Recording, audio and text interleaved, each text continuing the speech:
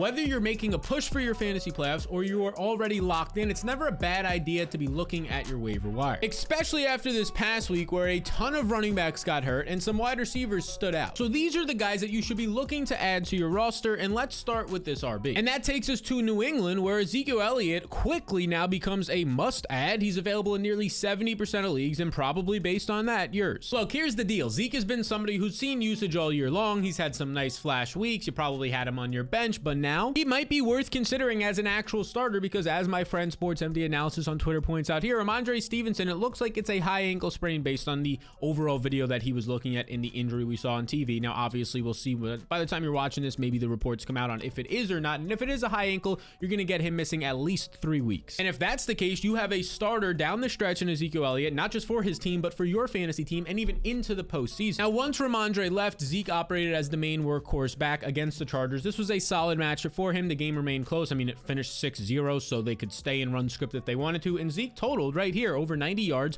21 touches is the big one. He basically took over Ramondre's role the past few weeks of 20 plus touches. So this was a pretty nice day. And look, I get it. Nobody wants to touch this Patriots offense. It's maybe the worst in the league outside of the Panthers, and their quarterback situation, Bailey Zappi starting last week, isn't great. But Zeke is the next man up. He has experience. He can catch passes, and he's good in the red zone if they ever get there. You could do a lot worse, especially this late in the season. Now let's pivot to a wide receiver who was in this video last week, yet he's still available in over 50% of leagues, close to 60% of leagues, and that's Curtis Samuel for the Washington Commanders. In week 13, the Commanders offense was pretty terrible. Sam Howell didn't play well. They got blown out by Miami, but Curtis Samuel continued to be a bright spot. It wasn't a massive day for Samuel, but he did go out there and have 65 receiving yards. This was double, more than double, almost triple any other receiver on the team, and he had a team high 5 targets. So this was an average day. Maybe you put him in your flex spot and you got something from this. Now, over his last 6 games, Curtis Samuel has been flex worthy in 5 of his last 6 healthy games, and he averages 7 targets over his last 7 games. And he's on a bit of a hot stretch now over these last 2 games, being the leading receiver for Sam Howell. Because in week 12 on Thanksgiving, if you remember, you might have been watching this game, one of the most watched games of the year, at least for the start of it, before it became somewhat of a blowout. And you could see 12 targets here for Samuel, hit the 100-yard mark. Now he's going to go on the bye week this week, which maybe gives him even a little bit more of a chance to get healthy. He was injured about a month ago, and that messed him up for a couple of weeks. And more importantly, when he comes out of the bye week for your final chance to maybe make the fantasy playoffs or improve your seeding if you're already in the playoffs, he'll have a nice matchup on the road against the Rams, a Rams offense that can propel some shootouts. Both these teams love to throw the ball, and the Rams secondary ranks in the bottom 10 in coverage grades against receivers. So in terms of getting you to the postseason, if you're in a league that has multiple flex spots, which are the best leagues or just deep benches, Curtis Samuel should be on your team. And so should Roshan Johnson, who maybe is the #1 priority add, depending on what happens with some of these other running back injuries, like a Ramondre Stevenson, how long he will be out. Zeke's up there, but Roshan is available in much more leagues right now. The rookie is actually available in 80% of leagues, and he's coming off of a career high and season high day. Because as our official data partner Fantasy Life points out right here, Roshan Johnson in week 12, before his bye week in Monday Night Football, when they beat the Vikings, so this was a close game, not some sort of blowout,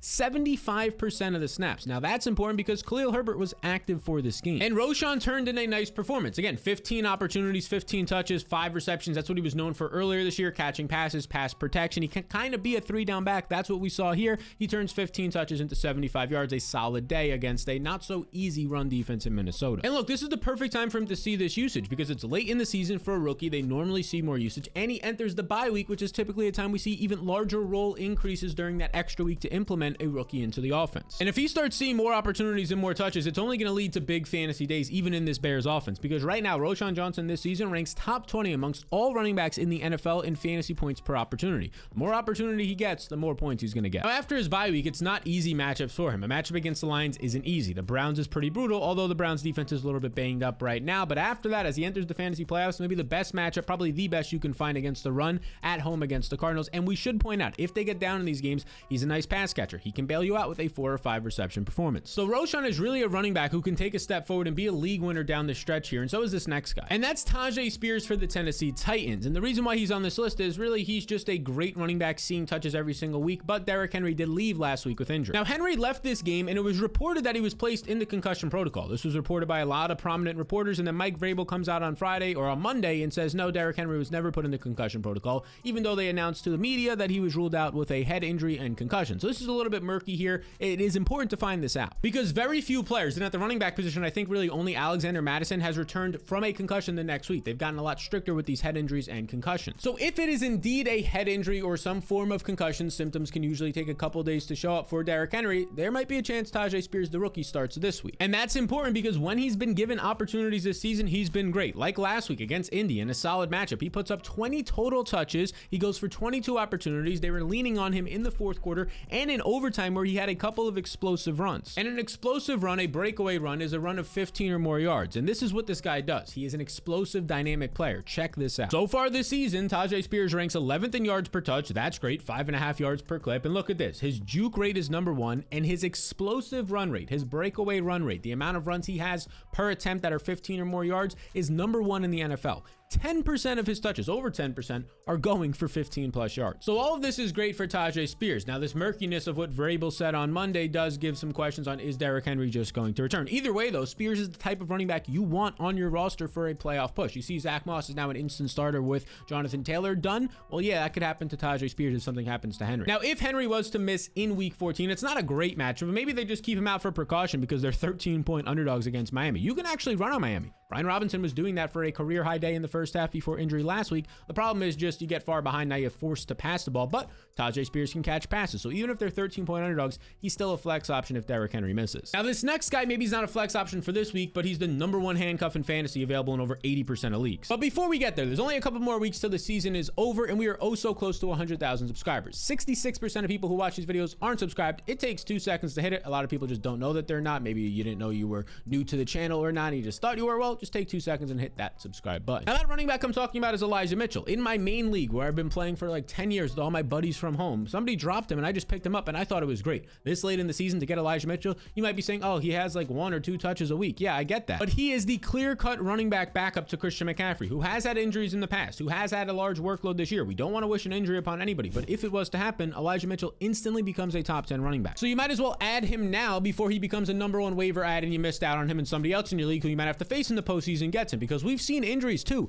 Derrick Henry, Ramondre, Brian Robinson, Jonathan Taylor, just these last 2 weeks alone. It could happen. And you might be saying, oh, but Jordan Mason might be involved. No, earlier this year, Jordan Mason saw more touches because Elijah Mitchell was banged up in the game that he returned from injury when Christian McCaffrey had to leave for a little while. In his rookie year, you can see right here, he was a workhorse back, top 16th overall in running back efficiency on the ground, and he has the speed, he has the dynamic ability, and he can catch passes. At this point in the season, in my opinion, it's extremely rare to find the number 1 handcuff in fantasy football on your waiver wire, yet he's available in over 80% of leagues, because I get it, McCaffrey has the large role. If something happens to McCaffrey, you just had a league winner on your team this late in the year. And maybe not a guy who will win you your leagues, but if you're in a desperate situation, you can pick up and stash Antonio Gibson, who's available in over 50% of leagues, because Brian Robinson did just get hurt. Robinson left that game with a hamstring injury, and if this is any type of severe hamstring injury, it could be a 3 to 4 week recovery when it comes to running backs. Now, a lot of the times, if it's just a mild hamstring, they can get back in action in 2 weeks, but there is a decently high re-injury rate. Now, I point out these timelines because the Commanders are going on bye. They're one of 2 teams with the Arizona Cardinals with the week 14 bye, the final bye weeks of the season. So maybe Brian Robinson gets that extra week of rest and returns. This happened earlier in the year with a guy like Mike Evans. He had a hamstring injury and returned right after the bye week. It got him back to normal. But it is worth mentioning that either way, especially in 12-team leagues, Gibson should be rostered in every single league because he has been effective. Now, in this game, he ends up going for over 70 total yards, the most on the Commanders team against this Miami team when they were trailing.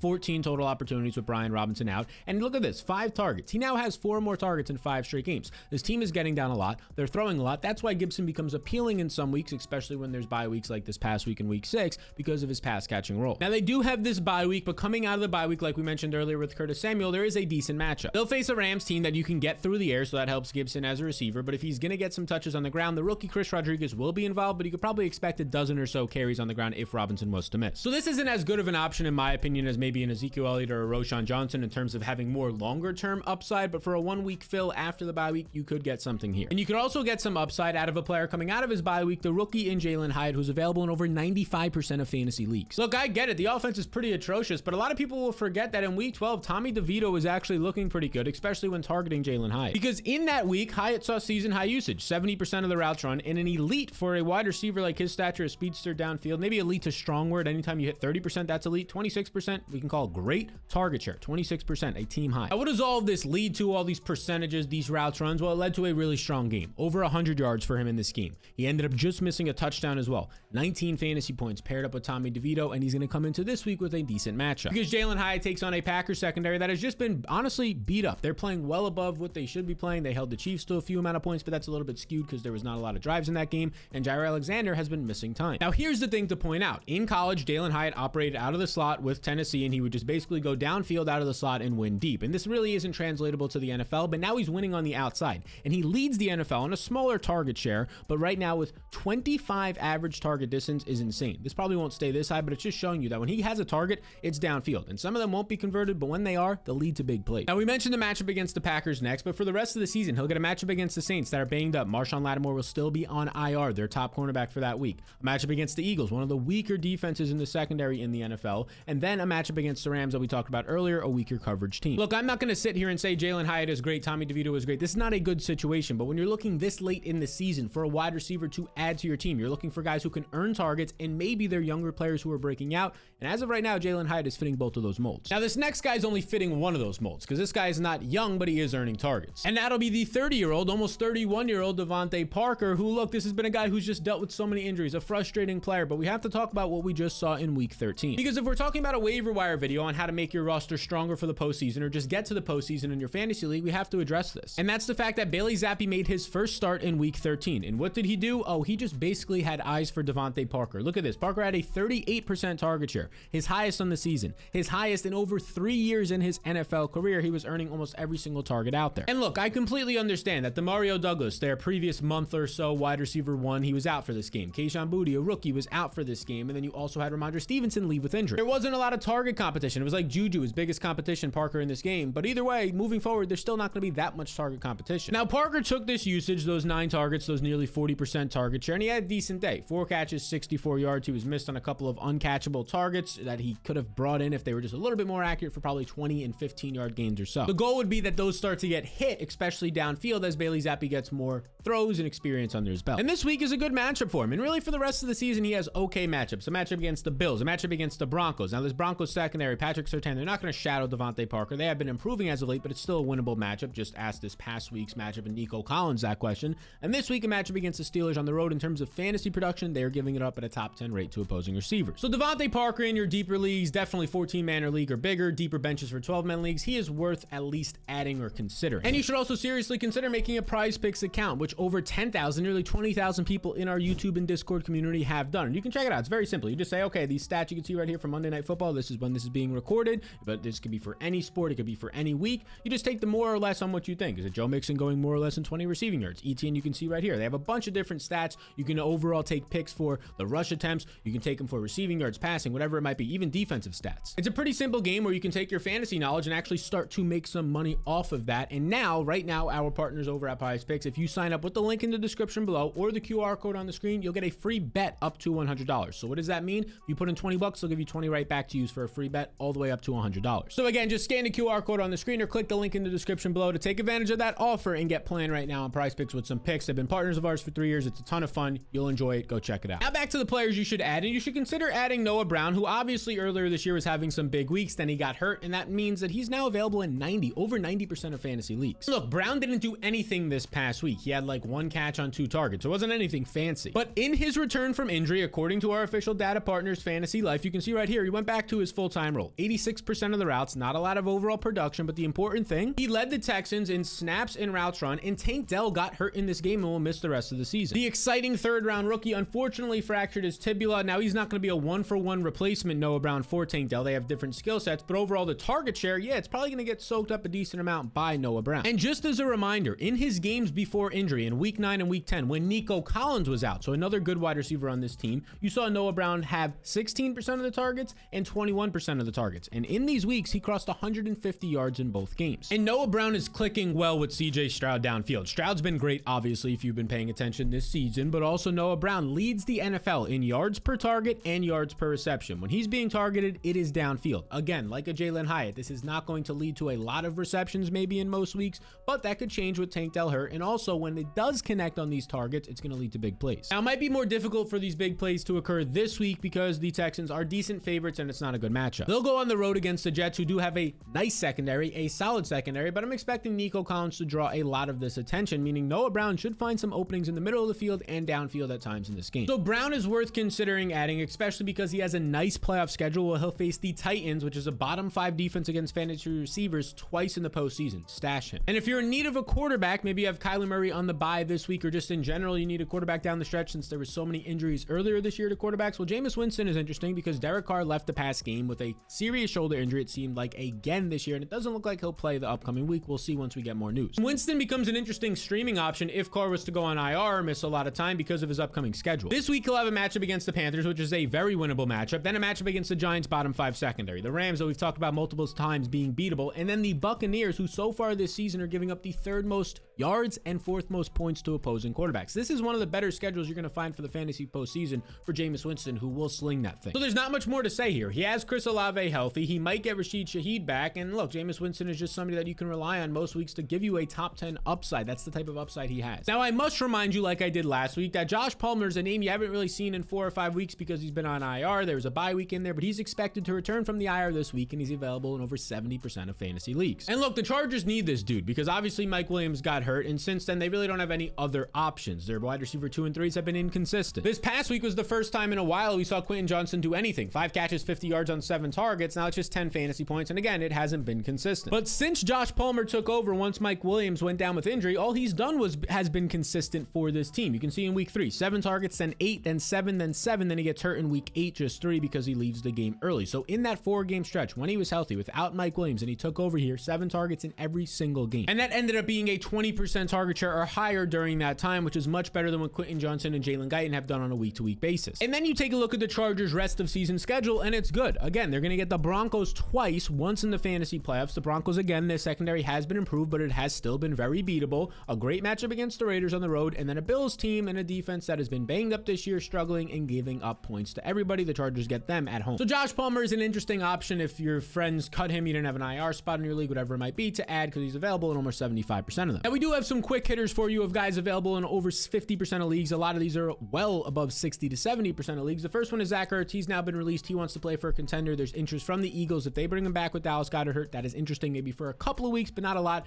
If he goes to maybe a team like the Ravens, that hurts, say, Isaiah Likely, a second-year player, but it could help him a good amount. Ertz was earning a lot of targets at the beginning of this year before injury. He was earning a ton of targets last year, so I do still think he has some juice, especially in the red zone. Now, in your really deeper leagues, you have Xavier Gibson, who was basically a guy who made the team, one of the last guys on the roster. Then he was great on special teams. He had a kickoff return or a punt return touchdown earlier this year. Now he's being involved as a receiver as they just lack talent. Alan Lazard missed this game. McCole Hardman was assigned or traded away back to the Chiefs, and he got a good amount of usage. Now his quarterback situation, is it Trevor Siemian? Is it going to be Tim Boyle? We'll see. He got some targets from both of them, and he continues to make big plays when he gets targets. In your deeper leagues only, this is an interesting name. And so is Brevin Jordan, who had 3 catches for 64 yards, the 3rd-year tight end for the Texans with Dalton Schultz out. Now we'll see if Dalton Schultz is going to miss an extended period of time. If so, you can still just pick up and play Brevin Jordan. You also want to monitor the Seahawks situation because Zach Charbonnet got hurt in the last game. We've seen Kenneth Walker, what they're saying is a serious oblique injury, missed the last 2 games. We'll see if he could play this week. If so, you don't have to worry about DJ Dallas or anybody else in this backfield. But if both of those guys were to miss, yeah, DJ Dallas,